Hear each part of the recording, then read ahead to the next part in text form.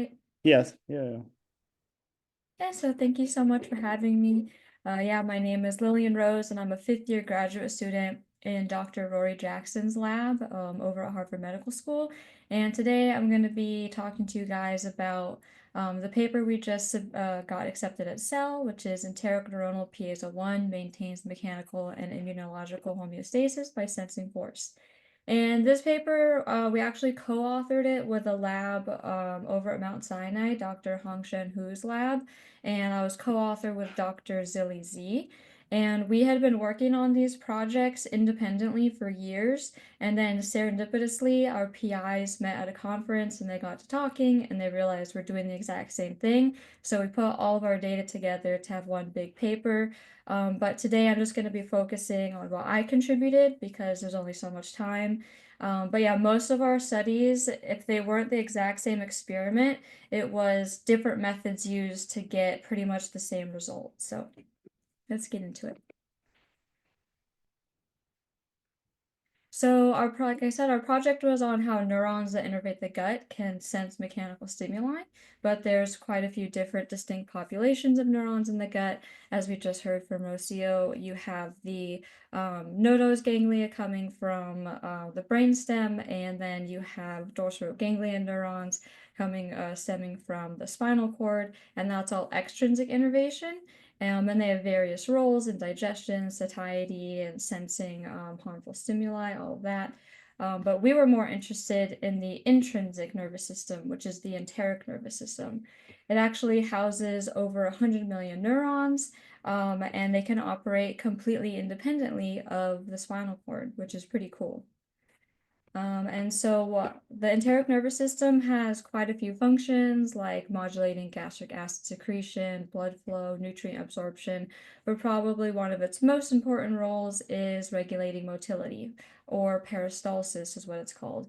And the way that it works is excitatory motor neurons will release acetylcholine to cause muscle contraction, and then inhibitory motor neurons will release nitric oxide or vasointestinal peptide, and that will cause muscle relaxation. And then these contractions and relaxations is what propels your food throughout your intestines. And while we know that the enteric nervous system governs the generation of this mechanical stimuli, we don't know exactly what circuits can sense this mechanical stimuli. But the GI tract is one of the most mechanically diverse environments in the body. And it was funny because I have the same exact picture as Rocio. But yeah, so there's a lot of different ways or a lot of different variations of mechanical stimuli. You have distension and contraction from peristalsis, but you can also have distension from fermentation of your food by your microbiota, causing gas, distension. And then you have shear flow, which is contents moving through the intestine. And at different areas of the gut, you're going to experience different mechanical stimuli. For example, in the stomach, it's going to be a more solid content. In the small intestine, it'll become more liquid, and then by the time you get to the distal colon, it should be more solid again. So with all of this different stimuli, it's not really surprising that there are quite a few different cell types expressing different mechanoreceptors. For example, epithelial cells, and as we now know, like extrinsic neurons express piezo2, and then even smooth muscle cells, they all express different mechanoreceptors. But the mechanoreceptor that I think is receiving the most attention right now in the gut is definitely the piezo family. So as Rocio already touched on, we know that enterochromaffin endocrine cells in the epithelial layer, they express piezo2, and they're very important for serotonin synthesis. There's also another epithelial cell called a goblet cell. They are in charge of producing mucins and creating a mucus layer that creates a physical barrier between luminal contents and the epithelium. They express Piezo1, and activation leads to more mucin 2 production. And then, as we just heard, we know that Piezo2 is in DRGs that innervate pretty much the intestines. So the role of Piezo1 has been studied in quite a few different organs, for example, the skin and the bladder. And right now, what I'm going to show you is the role in the lung. So it's pretty interesting because it explores the role of Piezo1 in inflammation. So basically, this paper from the Flavell lab shows that myeloid cells, which is a type of immune cell, that myeloid cells in the lung can sense mechanical stimuli and modulate inflammation. And so basically, they found that these myeloid cells sense hydrostatic pressure using this pressure chamber, which I'll tell you a little bit more about later because I actually use it in my own study. And that this leads to calcium influx via Piezo1 and leads to transcription factor activation and eventually leads to the release of cytokines to recruit more immune cells. And so this revelation leads us to wonder how immunity is regulated in other mechanically diverse organs. And like I said, the gut obviously extremely mechanically diverse, but it also houses the biggest reservoir of immune cells. And that's because one of the most important jobs it has is to be able to tell the difference between commensal microflora and then harmful pathogens. And we know that the enteric nervous system has a role in regulating mucosal immunity. Um, so we know that enteric neurons can release IL-18 and signal to goblet cells to produce more antimicrobial peptides, and this protects against salmonella. And then we also know that enteric neurons can release IL-6, and this can affect Treg differentiation. So we know that mechanoreceptors can modulate inflammation, and we know enteric neurons can modulate mucosal immunity. So we wanted to see is Piezo1 expressed in enteric neurons. So to do this, we integrated 3 different RNA single-cell sequencing papers of the enteric nervous system. And we can see that Piezo1 is definitely highly expressed, especially in these chat populations. And we do have a little bit of Piezo2, but definitely not as much as Piezo1. So yeah, now we know the gut experiences a lot of mechanical stimuli. The enteric nervous system is the one governing this mechanical stimuli, and they express mechanoreceptors. And both enteric neurons and mechanoreceptors can modulate mucosal immunity. So then we're left to wonder, how could enteric neuronal mechanosensation be related to inflammation? And we think that a basic understanding of mechanosensation circuitry would help explain how that's impacted in diseases that are mediated by mechanosensation. For example, inflammatory bowel disease. So inflammatory bowel disease affects over 1 million people in the United States alone, and that incidence is definitely growing. And the key characteristics are dysmotility, which is presented as diarrhea, and then epithelial barrier damage, which causes a lot of inflammation. And so, yeah, we think that investigating a relationship between mechanosensation and inflammation could help in interventions for IBD because in this disease, mechanical stimuli is perturbed because of that dysmotility. So first thing we wanted to see, do enteric neurons sense the mechanical force they generate? So to do so, we first wanted to confirm that Piezo1 is expressed in enteric neurons. Again, up here we're seeing Piezo1 is expressed in these cholinergic or chat populations of enteric neurons. And then we used a Piezo1 TD tomato fusion mouse, reporter mouse, where TD tomato is fused to the C terminus of Piezo1, so we can actually visualize actual Piezo1 protein. And so this staining was done by our collaborators. They stained for Piezo1, and we can see it's in the myenteric plexus of the colon. And then they also stained for chat and NOS, so they could see how many of these neurons were chat positive versus NOS positive.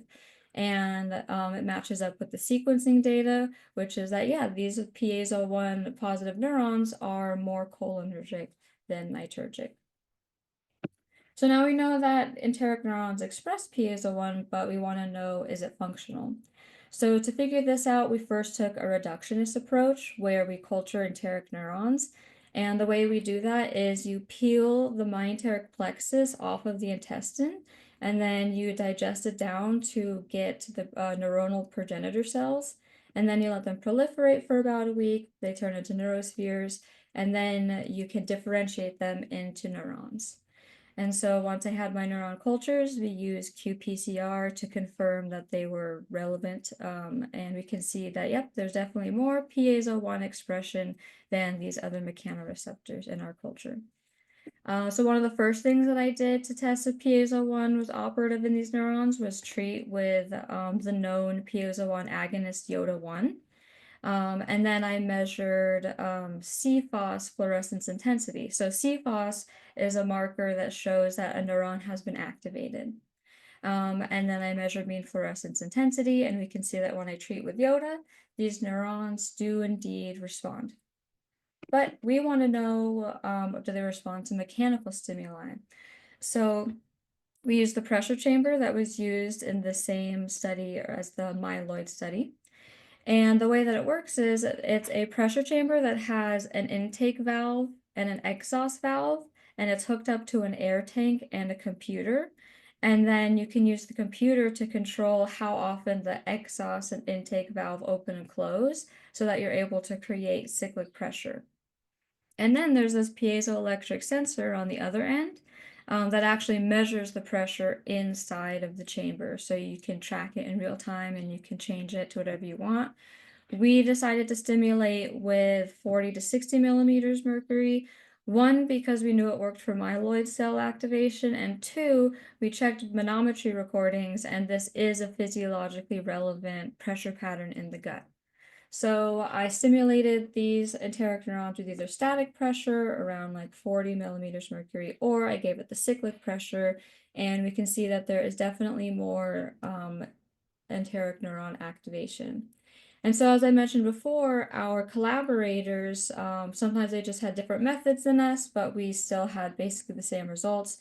Since we're an immunology lab, we just use CFOS, but they're a neuroscience lab, so they did electrophysiology and calcium imaging, and they also were able to show that mechanical stimuli leads to enteric neuron activation.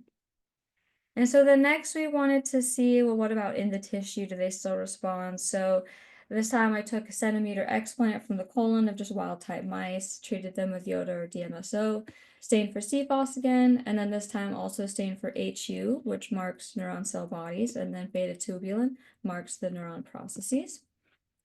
And so again, HU is going to be in red, that's the neuron cell body, and then CFOS in green. And what we're looking for is overlap to see is that neuron activated. So all of these yellow neurons means it was an activated neuron. And if you treat with Yoda, we are seeing an increase in neuronal activity. But again, we're more interested in the mechanical aspect. So can mechanical stimuli activate them ex vivo? And yep, when we treat with cyclic, we are definitely seeing an increase in CFOS positive neurons. So now we know that enteric neurons do express Piezo1 and they do sense mechanical force. But is Piezo1 required to sense mechanical stimuli? So to do this, or to figure this out, we generated a couple different conditional knockout lines. There's many more in the paper, but again, these are the ones that my experiments focused on. So we use HAN2 Piezo1. HAN2 is a pan-enteric neuronal marker. However, it also is in enteric glia as well. So then we also generated a chat-cree Piezo1 because then we know it won't be in enteric glia. But more importantly than that, again, Piezo1 is highly expressed in these chat neurons, so it makes sense to knock them out with those. And since there is no commonly used enteric neuron Cree, we did some pretty far-reaching sequencing analysis to determine that we really are targeting enteric neurons. So first, we can see that HAN2 is expressed in glia. We're looking at glia populations here. And while HAN2 is expressed, chat and Piezo1 are not expressed, so we don't have to worry about our HAN2 Piezo1 affecting glia. And then next, this is looking at all of the different neuron populations in the entire mouse, and I'll direct your attention to these enteric neuron populations up here. We can see Piezo1 is expressed in this population and then another one in the brain. But if you look at Piezo1 and HAN2 co-expression, it's only in the enteric nervous system. And if you were to look at Piezo1 and chat expression co-expressed together, that's only going to be in enteric neurons. And then we also looked at some DRG sequencing data, and we were seeing pretty negligible levels of chat and no HAM2, so we're not worried that we're targeting sensory neurons. And then it was important to check sympathetic innervation, especially from the celiac ganglia, because we know that HAM2 is highly expressed, but Piezo1 and chat are not. So again, using these two different mouse models in tandem, we really think we're targeting enteric neurons here. So one of the first things we did with these mice was to see, is Piezo1 required to sense force? So I took wild type and knockout mice and treated them with either static or cyclic pressure, looked for neuronal activation via CFOS, and while the wild type definitely react to pressure, as we've already seen, the knockouts do not respond. So then we can conclude that, yeah, it is Piezo1 that's required to sense this mechanical force. So then I wanted to look in vivo and just see what's happening at baseline. So in both my HAM2 and my chat-cree knockouts, we're seeing less neuronal activation or neuronal activity at baseline. So then we're wondering, what does that mean for motility? Like, do you need to sense the mechanical stimuli in order to promote motility? So to figure this out, we did a carmine red assay. That's where you gavage a mouse with red dye, and then you time how long it takes for them to excrete the first red fecal pellet, and that tells you the transit time from the gut throughout the colon. And we can actually see that when you lose Piezo1 and enteric neurons, it slows motility.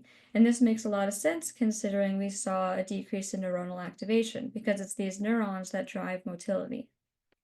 So you get less neuronal activation and slower transit. We also saw that this defect was excitatory neuron specific because when we used a glial Cree line, this PLP1 tamoxifen inducible Cree, we saw no difference in transit. And then we also generated VIP Cree Piezo1 knockouts to look at inhibitory populations, but we saw no difference there either. And again, this makes sense because the piezo is mainly expressed in chat neurons. So now we know that enteric neurons do sense mechanical force, and it is through Piezo1, and it's required to accelerate motility, which is pretty interesting because that's the opposite of Piezo2. Like Piezo2 slows motility, and then Piezo1 accelerates it. So that's kind of cool. So now we want to know, does enteric neuronal 1 regulate mucosal inflammation? So to do this, we induce colitis by giving dextran sodium sulfate, or DSS, into the drinking water of mice for 8 days. And then we take them off DSS, give them regular water, and all the while we are weighing them every single day to monitor weight loss. And the way DSS works is it essentially damages the epithelial barrier, which is one of the hallmark symptoms of IBD, and causes inflammation and all of that. But first, we want to know what's going on at steady state to make sure that doesn't confound any of our results. So we look at baseline weights of males and females in the HAM2s and in the chats. We're seeing no baseline weight differences. And then we also looked at food and water consumption, since the food could affect those motility assays. There was no difference in food consumption and no difference in water consumption, which is important because, again, we're giving that DSS in the water. We also looked at the mucosal barrier using AB path staining to stain for goblet cells. So again, goblet cells are one of the first lines of defense for the innate immune system because they secrete mucus and create a mucus layer to separate the contents from the lumen and the epithelium. And in both the HAM2 and the chat-cree knockouts, we're not seeing any difference. So at steady state, we know the mucosal barrier is intact. So now let's see what happens when we give them colitis. So we can see that in both the HAM2 and the chat knockouts, we get a lot more weight loss, which means a more severe reaction to the colitis. Likewise, we also see shorter colon lengths in both of the knockouts, and this indicates dehydration and tissue damage. So Piezo1 is definitely having some sort of role in regulating inflammation during colitis. I also measured lipocalin levels from the feces of these mice. Lipocalin is released from neutrophils, an immune cell type. So if you see an increase in lipocalin, that means there's more neutrophil activity.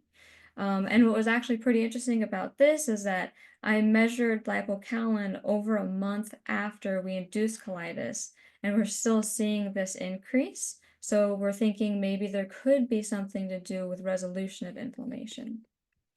And once again, this phenotype was excitatory neuron specific because when we looked at our VIP mice, we saw no difference in weight loss or lipocalin. And if you remember, there was a little bit of piezo2 expression. So we also generated hand-2 piezo2 knockouts, but there's no difference in weight loss or lipocalin. So next we wanted to further characterize the inflammation we were seeing. So we did flow cytometry, and we actually did it on day 8 because you can see that is just before the weight loss starts to deviate. So we were hoping to capture something mechanistically there before the weights became different between wild type and knockouts. So we looked for myeloid populations like inflammatory monocytes, neutrophils, eosinophils, and gut macrophages. And then we also looked at lymphoid populations like your T cells and B cells. And what we found most consistently was that in our Piezo1 chat-Cree and hand-2-Cree knockouts, we see an increase in inflammatory monocytes, which is marked by being CD11b positive and Ly6C positive. So if we take a look at all of those different populations, the most consistent difference that we were getting significance on was the inflammatory monocytes, but we can see that everything is definitely trending. There's definitely a lot of myeloid cell recruitment. However, with the lymphocytes, we didn't really see anything consistent. So yeah, it was more of like a myeloid cell infiltration. Then I confirmed what we saw with flow with microscopy. So I took colons from the day 8 mice and I stained them for CD11b because again, that marks the myeloid cells. And we can see in both the hand-2 and the chat, we're getting an increase in CD11b positive cells. We next look at the mucosal barrier and we can see that there's less goblet cells in the hand-2 and the chat. So Piezo1 has some sort of protective role against mucosal barrier damage as well.